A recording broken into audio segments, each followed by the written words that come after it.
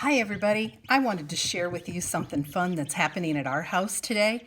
We put eggs into an incubator 21 days ago, and that's just the perfect time for an egg to fully develop into a baby chick. So I've got some pretty interesting things happening right now, so I wanted to be able to show you that. So our incubator is just a small tabletop incubator. We put the fertilized eggs in 3 weeks ago. They've been sitting in here. It has a heater inside to keep the eggs at a perfect 99.5 degrees. I add just enough water to keep a steady amount of humidity in the incubator to help those eggs develop.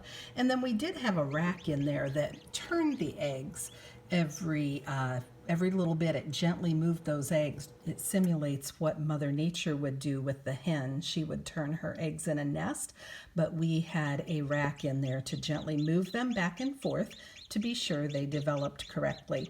So I've been candling my eggs as we went along. I use a light to look inside through the shell. So I know that a couple of my eggs they were not fertilized, so they didn't develop into anything.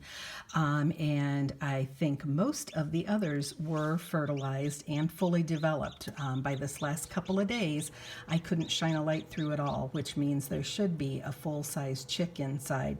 Now, interestingly, I have some green eggs. I can't see into those shells with my light.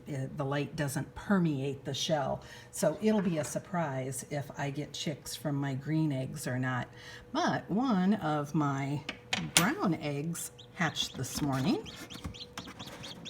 So I'm going to give you a peek inside.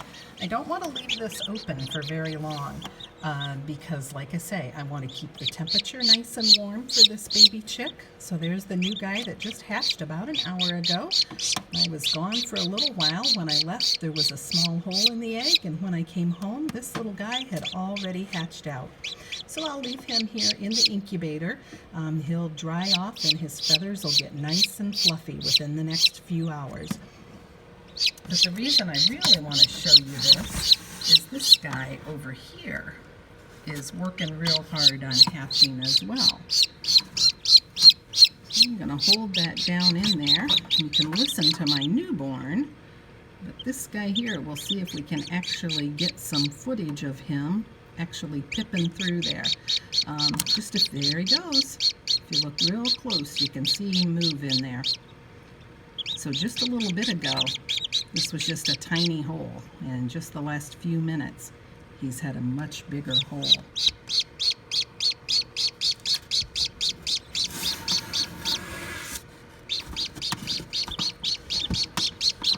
I've been blocking my light from the background so you could see the incubator, but now I'll take that off.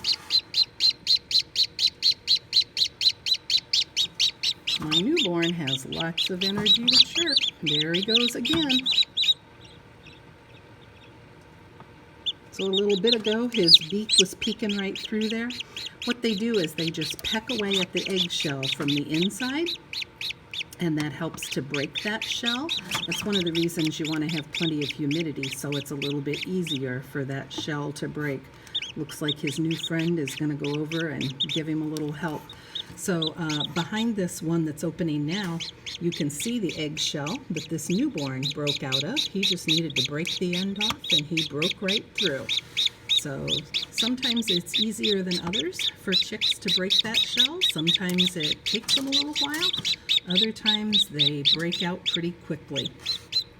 I've got 2 more eggs in here that are what we call pipped. They have a tiny hole. I'm not sure where they are right now, but I'm pretty sure that within another day, I'll probably have baby chicks out of there as well. So, thanks for joining me for a peek at the life cycle of baby chicks.